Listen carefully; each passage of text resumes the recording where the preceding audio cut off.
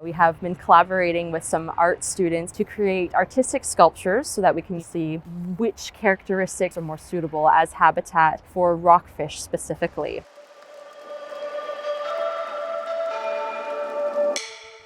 Rockfish are a species of fish that we find in our oceans. There are about 37 different species that we find within British Columbia. They're right in the middle of the food web. So above them you've got seals and sea lions, but then down below they also help to control populations of smaller fish or crabs or other invertebrates. Rockfish can live over 100 years. They mature late in life as well, so they may not be until 20 years until they start having offspring. They're actually very susceptible to illegal fishing. If someone's out there fishing for rockfish before they've had a chance to reproduce, then you're not allowing those populations to continue growing or to stabilize.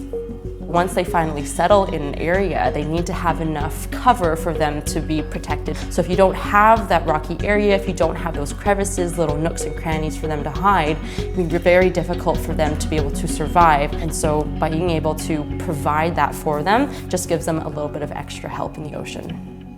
For most of us, a lot of the stuff we make, we don't get to see it have a positive impact quite like this. I mean, we make art and that's valuable in and of itself, but this is a chance to be involved in something helpful and something that can make a difference, which is really powerful, I think, for all of us. I love the ocean. I grew up in Vancouver. It's really important to me. I thought this was a great cause that I could get involved in. Something that's going to be there for hundreds of years. It feels good to be a part of this project. Initially, I had a few ideas. The first one was just fish heads.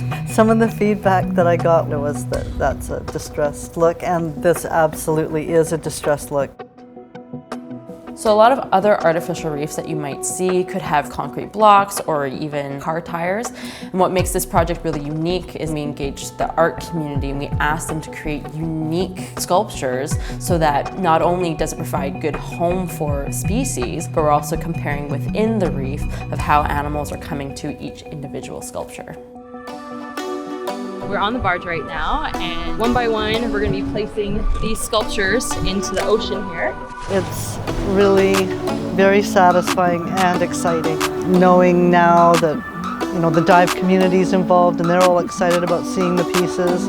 I've always been interested in public art, but I've never really thought that public art could be both for humans and animals. I can't wait to see the updates, to see what kind of life is attaching to our sculptures and if the fish are taking to them. It blew my expectations away.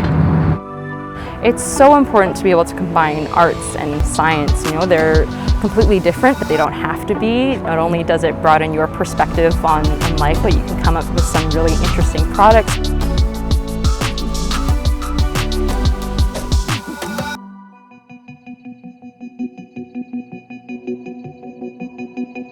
We went to go dive on the reef about a month later after an installation, and it's actually progressing quite well. Things are definitely starting to move in.